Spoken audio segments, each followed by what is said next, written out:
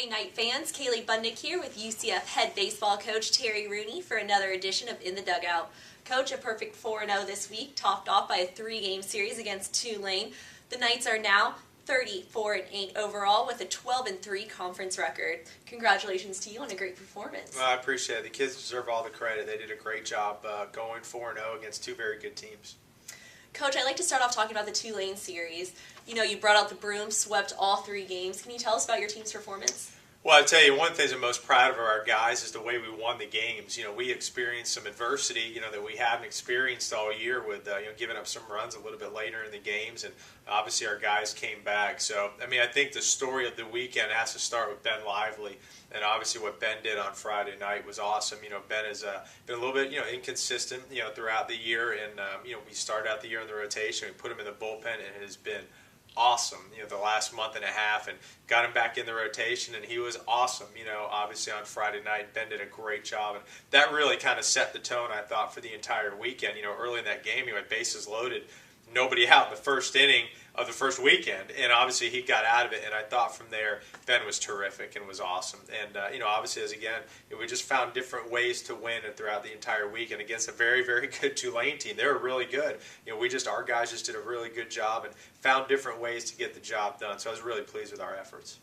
Coach, in both Saturday and Sunday's game, your team built up a pretty strong lead in the beginning of the games, only for Tulane to rally and come back up from behind, even forcing into extra innings on Saturday. However, our Knights pulled through, got the wins, and fought back. Does this concern you at all, though, moving forward in your season? That's a good question. I look at that as twofold. One, Tulane's a great team. They are. They're a great team. That offense is outstanding. You look at their numbers going into this weekend, and offensively speaking, ourselves, along with Tulane, we're statistically lead in most categories. So I attribute the amount of runs given up to, number one, they're very, very good. Number two, we got to get better. We just need to pitch better. There's some things that we've been doing throughout the year on a pretty consistent basis that we got away from us. We're pitching up in the zone a little bit and weren't pitching quite in our counts and pitchers' counts, advantage counts as much as we need to. But that's baseball. It's going to happen. You're not going to be perfect every weekend.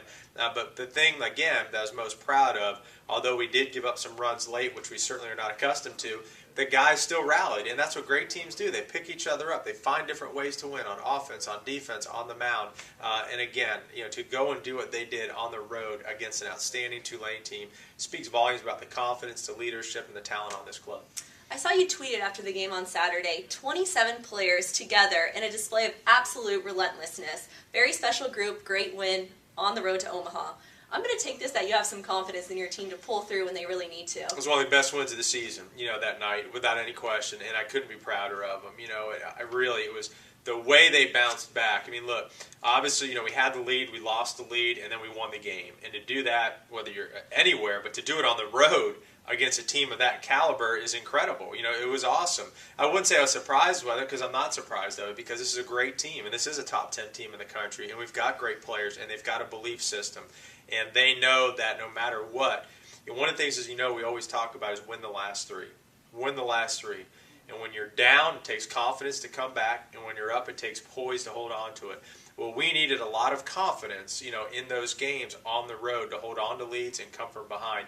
And we did it in a variety of different ways in that 3-game series. And they're playing a lot of confidence and deservingly so.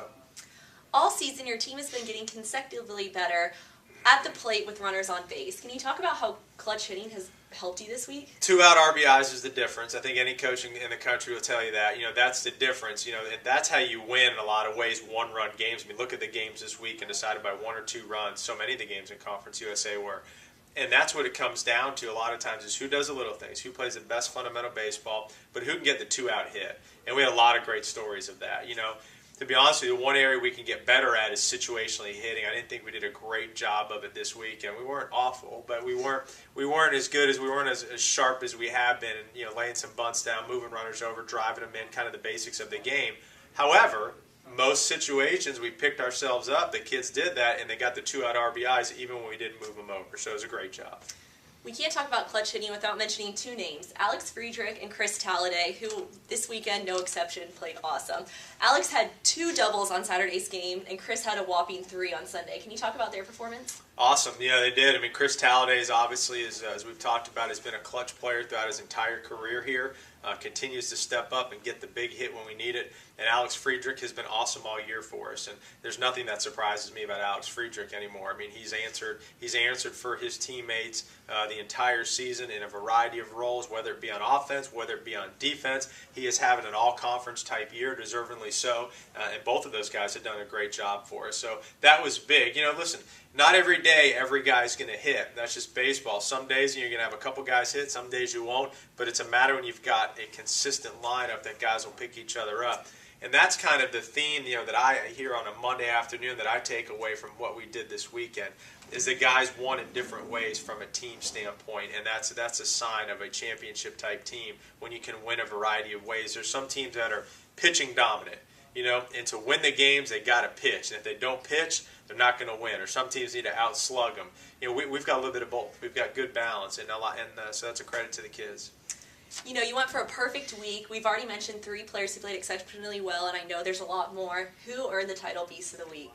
Beast of the Week went to Ben Lively. Ben Lively got Beast of the Week and got the T-shirt. And again, we just talked about it, but definitely deserved it. His first start in a while, a Friday night start, got the weekend kicked off right for us. And not only because of what he did, you know, statistically, obviously pitched great, but just, you know, on a personal note, how hard Ben has worked. I mean, he's made some adjustments in his delivery and done a couple of different things, and it's the things the fan doesn't see, you know, on a day-to-day basis. And Ben has just worked extremely hard, and I tell you something, I'm really proud of him because he's just been so determined. When he had a few struggles early, like all guys do, you know, in the game you're going to have some struggles.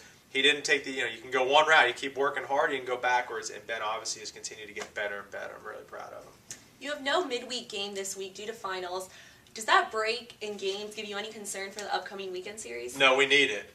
I mean, it's a little bit of a concern because you're in exams, you know, right now. So the academic side, the kids need to learn to balance it. You know, I told them last night on the bus, you know, this is how you do it. Does anybody tell you the key to success in college is time management? Well, especially this week. You know, if you spend all night studying, then it's going to hurt you in baseball and vice versa. So they've got to just learn to keep as similar a schedule as possible. But to be honest with you, I feel great that this is a week that we don't have a midweek game.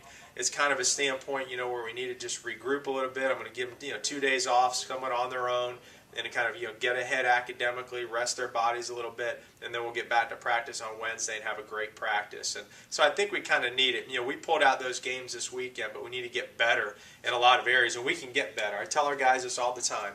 At our very first team meeting in August, and then our first team meeting in January, I said, look, we're going to play better in March than we do in February. We're going to play better in April, you know, than we did in March, and we're going to play our best baseball at the end of the year. I want our guys always understanding that although we're winning, and they deserve the credit for that, it's about the daily process and getting better every day, and we need to get better. And so from my standpoint, the whole key is you want to be playing your best baseball in May and June, and we're getting close to May, so I want to play better in May than we did in April.